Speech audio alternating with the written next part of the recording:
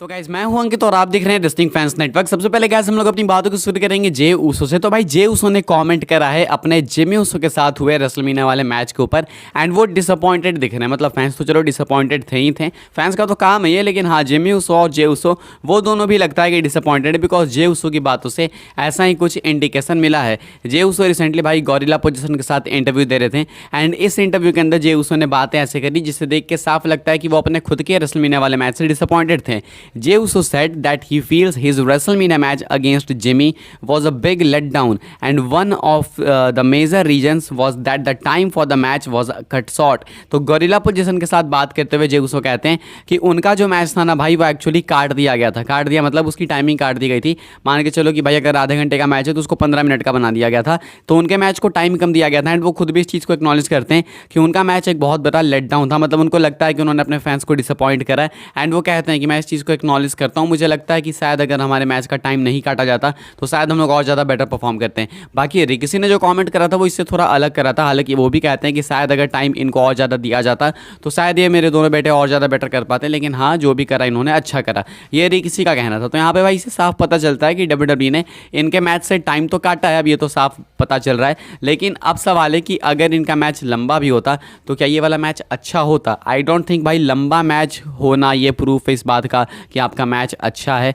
मेरे हिसाब से छोटे मैचेस भी बहुत अच्छे हो सकते हैं अगर उसे ढंग से भाई बुक करा जाए, तो अगर उसकी प्रोड्यूसिंग वगैरह जो है प्रॉपर की जाए प्रोड्यूसर्स की तरफ से तो। लेकिन अभी के हिसाब से भाई इनकी प्रोडक्शन, इनके मैच की प्रोडक्शन बिल्कुल अच्छी नहीं थी and Jimmy Uso Jey Uso एक बहुत ही बड़ा डिसअपॉइंटमेंट रेसलमेनिया में अपने फैंस को देकर आते हैं। तो जे ऊसो का वही कहना है कि वो एक्नॉलेज करते हैं इस चीज़ को एंड फैंस से अपॉलॉजी भी लेते हैं कि भाई हो गई, अब क्या कर सकते हैं, शायद हमें ज़्यादा टाइम मिलता तो शायद हम लोग और ज़्यादा बेटर कर पाते हैं। तो ये जे ऊसो ने कुछ कहा है कि आप लोग अग्री कर तो भाई कॉमेंट करके बताना। अभी देखो भाई इतना ज़्यादा बहुत वो भी कर दिया गया कि अरे बेकार है बेकार है, उतना भी ज़्यादा अगर आप किसी मैच को हाईलाइट नहीं करोगे नेगेटिवली ना तो पता नहीं चलेगा कितना ज़्यादा बेकार था। आधे लोगों को तो पता भी नहीं चला होगा कि बेकार मैच है, वो सुना होगा लोगों ने तब पता चला कि अच्छा ये बेकार था, इसको बेकार कहते हैं। तो जे ऊसो ने ये कुछ कमेंट करा इस चीज़ के ऊपर। आगे बढ़ते हैं गाइस, बात करते हैं अगली स्टोरी के बारे में जो कि best in the world CM Punk को लेके। तो भाई सीएम पंक एग्जैक्टली कब आएंगे रिंग के अंदर परफॉर्म करने वो नहीं पता, लेकिन एक से एक फुटेज आ रही है सीएम पंक के निकल के सामने एंड जब भी नई फुटेज निकल के सामने आती है देख के लगता है कि सीएम पंक भाई और ज़्यादा बेटर कर रहे हैं। तो सीएम पंक ने भाई इंस्टाग्राम स्टोरी पोस्ट करी थी कल,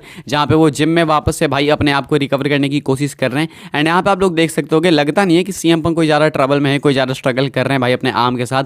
उनके आर्म में जो है इंजरी काफ़ी सीरियस थी बाइसेप वगैरह में, लेकिन अभी ऐसा देख कर नहीं लगता है कि सीएम पंक इस चीज़ से ज़्यादा ही स्ट्रगल कुछ कर रहे हैं। इवन हमने देखा भाई ये रेसलमेनिया में तो उन्होंने भाई अपना वो स्लिंग भी उतारा, उससे पिटाई भी करी ड्रू मैकिंटायर की। सो आई थिंक कुछ बहुत माइनर ही बच गया होगा एंड मेरे हिसाब से जहाँ तक मुझे लगता है कि सीएम पंक अगर चाहे तो यहाँ से भी ईजिली आके वापस रेसल कर सकते हैं। लेकिन फिर बात वहीं पर घूम के आ जाती है, सीएम पंक ने अपने इंजरी के बाद ये स्टेटमेंट दी थी कि मैं देखो भाई रिकवर तो हो जाऊँगा, मुझे मालूम है जल्दी हो जाऊँगा, लेकिन मैं रिकवर होने के बाद तुरंत वापसी नहीं करना चाहता। मैं चाहता हूँ कि रिकवर नहीं, मैं रिकवर इंटू 100 हो जाऊँ। यानी कि बेसिकली मैं अपना फ्यूचर सिक्योर कर रहा हूँ कि वापस ये चीज़ ना हो कि मैं आ रहा हूँ कंपीट कर रहा हूँ फिर इंजर्ड हो जा रहा हूँ। बिकॉज AEW के अंदर यही चीज़ हो रही थी, 2 बार AEW में हुई, अभी WWE के अंदर आने के बाद भी तुरंत ये हो गया। तो ड्रू मैकिंटायर जो ट्रोल करते हैं वो ऐसे ही नहीं करते हैं, कहते हैं मैकिंटायर की एक ग्लास का बना हुआ बंदा है, तुरंत ही चकनाचूर हो जाता है। तो नहीं चाहते हैं कि सीएम पंक वापस ये मौका दे किसी को कि कोई मजाक बनाए, तो शायद इसीलिए वो अभी ये रिकवर तो हो चुके हैं, लेकिन शायद वो अपने आप को और ज़्यादा परफेक्ट करना चाह रहे हैं कि इंजरी स्केयर से वो दूर रहें। अभी के हिसाब से सीएम पंक की ये फुटेज निकल के सामने आई थी जिसे देखने के बाद फैंस ऐसा क्लेम करते हैं कि भाई अगर ये चाहे तो अभी के अभी भी अपना इन रिंग कम बैक कर सकते हैं WWE के अंदर। फिजिकल तो हल्का फुल्का हो ही सकते, हो भी रहे हैं भाई, हमने देखा भी रेसलमेनिया में, लेकिन अभी के हिसाब से कब ये सामने से शॉट्स खाना चालू करेंगे वो देखना होगा। अभी के हिसाब से सीएम पंक की इंजरी को लेकर ये नई अपडेट है एंड लगता है कि सीएम पंक अच्छा रिकवर कर चुके हैं। आगे बढ़ते हैं गाइस, बात करते हैं हम लोग लुडविग काइजर एंड गुंथर के बारे में। तो भाई हमने मंडे नाइट रॉ के अंदर देखा कि लुडविग काइजर ने अटैक कर दिया जोना विंसी के ऊपर एंड इसके पीछे का मास्टरमाइंड कौन था, तो मास्टरमाइंड थे गुंथर। अब ऐसे में भाई इस चीज़ के ऊपर एक अपडेट है, मैं आपको बता दूं अपडेट क्या है। ये अपडेट है फाइटफुल की तरफ से, कहा जा रहा है WWE planning to keep Gunther and Ludwig Kaiser together despite turning on Giovanni Vinci. कहा जा रहा है कि विंसी पर अटैक तो कर दिया है लुडविग काइजर ने, लेकिन इसके बावजूद सिर्फ जियोना विंसी ही अलग होने वाले इंपीरियम से। लुडविग काइजर एंड गुंथर दोनों एक एक साथ रहेंगे, यानी कि इनकी अलायंस अभी भी बरकरार रहेगी। साइडलाइन करा गया है जियोना विंसी को। तो मुझे लगता है कि भाई विंसी और लुडविग काइजर के बीच में एक अच्छी फ्यूड चलेगी। लेकिन पता नहीं क्यों मेरे अंदर एक बिलीव है कि शायद बैश इन बर्लिन में हमें गुंथर वर्सेज लुडविग काइजर देखने को मिल सकता है। ये मुझे लगता है, मैं इस पर श्योर नहीं हूँ, लेकिन ये मुझे लगता है। बाकी अभी के हिसाब से Ludwig Kaizer versus Jiyona Vinci भी, ये भी एक अच्छी फ्यूड हो सकती है। लेट्स सी डब्ल्यूडब्ल्यूई कितना कंसीडर करती है लुडविग काइजर के एक सिंगल्स रन को, या फिर नहीं करती है, वो भी देखना होगा। अभी के हिसाब से मंडे नाइट रॉ के अंदर ये टर्न हुआ तो देख के कुछ लोग हाइप हुए हैं। अभी वक्त बताएगा कि बैश इन बर्लिन जाते जाते क्या बिल्ड करते हैं डब्ल्यूडब्ल्यूई, बिकॉज एंड गोल वही है बैश इन बर्लिन वगैरह। अभी वहाँ जर्मनी से होगा तो देखना होगा भाई क्या वहाँ पे हमें गुंथर और लुडविग काइजर का मैच मिलता है या फिर नहीं। बाकी अभी फाइटफुल का कहना है कि ये दोनों साथ में ही रहेंगे। जियोना विंसी को साइडलाइन किया गया है। आगे बढ़ते हैं गाइस, बात करते हैं अगली स्टोरी के बारे में। एंड इसके रिगार्डिंग गाइस आप लोग अपने कमेंट्स जरूर से बताना, मतलब अपने ओपिनियंस बताना। क्या आपको लगता है कि डब्ल्यूडब्ल्यूई बहुत ज़्यादा कर रही है heel factions, heel turns and heel gimmicks के साथ में? बिकॉज अगर आप एक चीज़ नोटिस करोगे तो आपको डब्ल्यूडब्ल्यूई के अंदर चारों तरफ हील सुपरस्टार्स दिखेंगे। वो अलग बात है कि कोडी रोड्स जो अपने मेन सुपरस्टार हैं डब्ल्यूडब्ल्यूई करेंटली, वो बेबी फेस हैं एंड बहुत तगड़े वाले बेबी फेस हैं, मतलब लोगों की पार्टी वगैरह में चले जाते हैं, इस टाइप के बेबी फेस हैं। लेकिन फिर भी उनके होने के बावजूद भी चैट गेबल का हील टर्न हुआ, जियोना विंसी को ऊपर टर्न करके भाई लुडविग काइजर।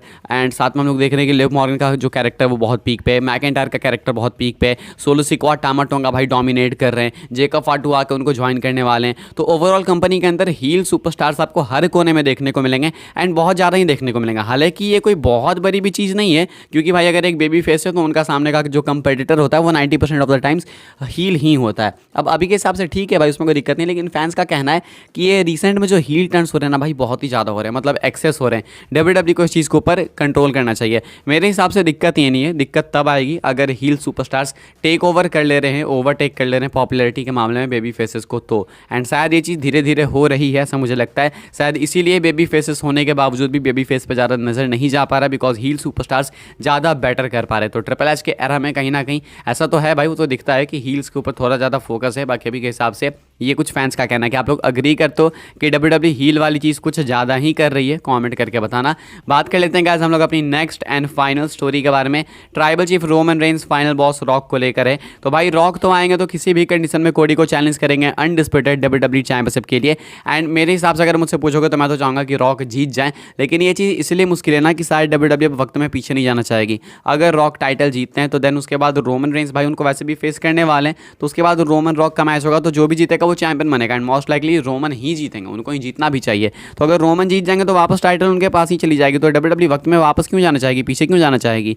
तो शायद इस वजह से रॉक अपना मैच हार जाएंगे। लेकिन वो हारेंगे किस तरह से भाई? कोडी से तो क्लियर नहीं पिन होने वाले हैं रॉक, ये डब्ल्यूडब्ल्यूई नहीं करने देगी। बिकॉज रॉक रोमन का मैच जब होगा तो रॉक जो है भाई एक क्लीन चिट लेकर जाएंगे कि हाँ भाई मैं डोमिनेटिंग हूँ। तो ऐसे में भाई ये चीज़ तभी होगी जब रोमन रेंस रॉक को कॉस्ट करेंगे उनका अनडिस्प्यूटेड टाइटल मैच। अब या तो भाई रोमन रेंस किसी और चीज़ का रिवेंज लेंगे, बिकॉज मुझे नहीं लगता है कि सीधा आके रॉक पर अटैक कर देना सेंस बनाएगा। बिकॉज रॉक ने भाई अभी तक रोमन को बिट्रे नहीं करा है, रेसलमेनिया में स्पीयर भी खाया था उन्होंने, स्टिल वो रोमन की हेल्प करने आए थे। वो अलग बात है कि अंडरटेकर ने उनको इंटरप्ट कर दिया, लेकिन रोमन अगर ऐसे अचानक से आकर अटैक कर देते तो वो चीज़ सेंस नहीं बनाएगी। लेकिन हाँ, अगर ये blood line versus blood line वाली चीज़ की वजह से होती है चीज़, तो देन ये चीज़ सेंस बनाएगी। अगर रॉक पहले रिवील कर देते हैं कोडी से मैच लड़ने से पहले कि मैं इस हील ब्लड लाइन का मालिक हूँ, यानी मैं इनका वो हूँ मेन फाइनल बॉस, तो देन हो सकता है कि रोमन इसी खुन्नस में आकर अटैक करें एंड इससे कोडी रोड्स टाइटल भी रिटेन कर लेंगे, रॉक को टाइटल भी नहीं मिलेगी एंड देन इसके आगे का रास्ता क्या होगा आपको मालूम ही है। बाकी फिलहाल इस वीडियो के लिए गाइस बस ये कुछ बातचीत थी। आई होप आपको इन्फॉर्मेशन मिली तो वीडियो को लाइक करें, शेयर करें, सब्सक्राइब करें, चैनल को फॉलो कर सकते हैं आप लोग। मुझे इंस्टाग्राम एंड ट्विटर पर लिंक आपको मिल जाएगा डिस्क्रिप्शन में, ज्वाइन कर सकते हैं व्हाट्सएप चैनल को, उसके भी लिंक डिस्क्रिप्शन में। मिलते हैं अपनी नेक्स्ट ऑफर काफ़ी इंटरेस्टिंग वीडियो में।